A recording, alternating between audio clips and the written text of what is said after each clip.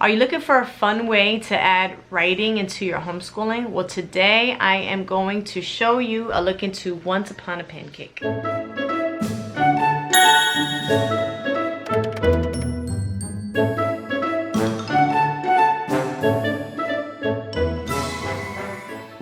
Hey guys, it's Vani from Mrs. Mom's Homeschool and welcome to my channel. If you're new here, I'm a homeschooling mom. I have 3 children and I make videos on homeschooling, day in the lives, homeschool curriculum reviews, basically everything to help you on your homeschooling journey. So make sure you check out the playlist in this channel and subscribe and hit the notification bell for more. Today's video is in partnership with Once Upon a Pancake.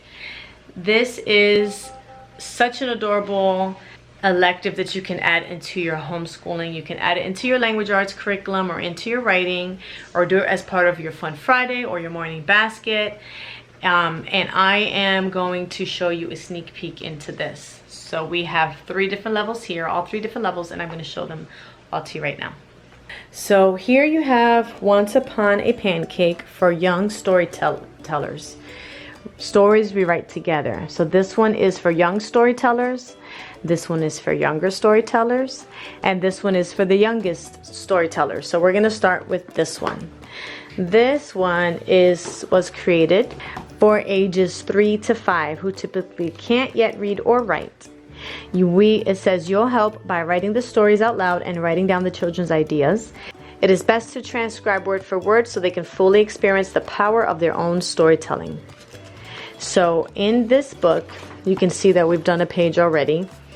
You have the opportunity to write stories with your preschooler, and there's places for them to color and draw pictures, and then you have places for you to write the story. So if you see the 2 different colors, it's because whatever she wrote is in purple and whatever I wrote is in green, and that way you are writing the story together and you're able to give her ideas in case she gets stuck.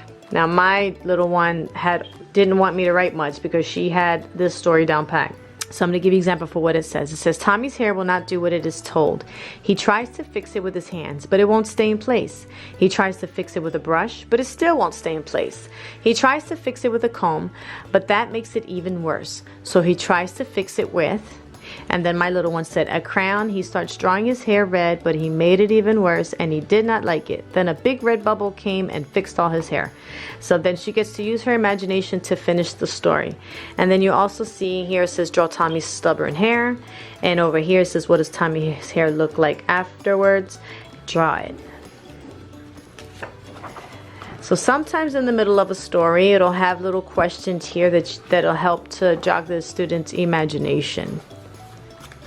This is a little bit of a longer story. Sophia gets to be a dinosaur for 1 day. She chooses to be a... Your child gets to fill in the blank because... blank space and...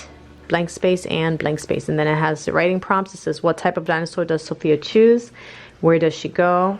Draw Sophia and the dinosaur. And then it says, keep going. You have another writing prompt here. Lots of places to write. And there's a bunch of more writing prompts just like that. We do this once a week. We do this every Monday. And my kids love it. So now for your younger storytellers, which are a little bit older than your youngest, this is for kids ages 6 to 8. You'll help by doing the bulk of the reading and writing to keep the stories going and the creativity flowing. So this one was my first grader did this one. And you can see here, Hazel was writing a wonderful book called... and your child can name the book. She was very tired but wanted to keep reading. She kept her eyes open as long as she could, which wasn't long. She fell asleep and started to dream about.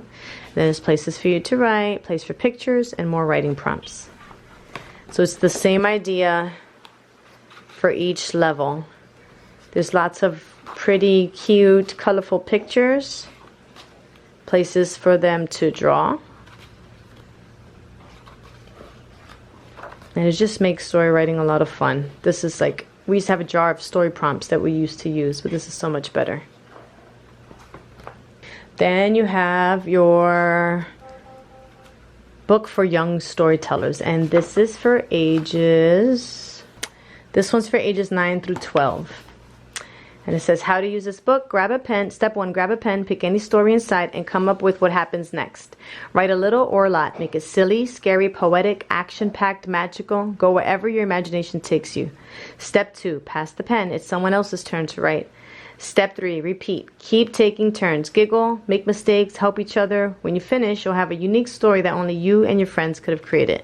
So I think this might actually, I was going to do it with my son, but I think he might like to do this with his sister because I can see them making some really funny stories out of this. So I might have my 8th grader do this with him if she wants to. So you can see here that the stories are longer.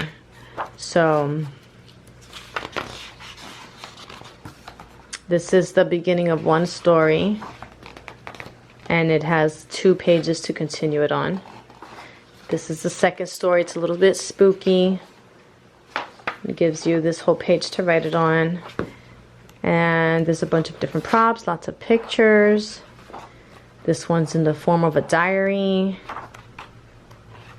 This one's in the form of a comic book. Places to draw.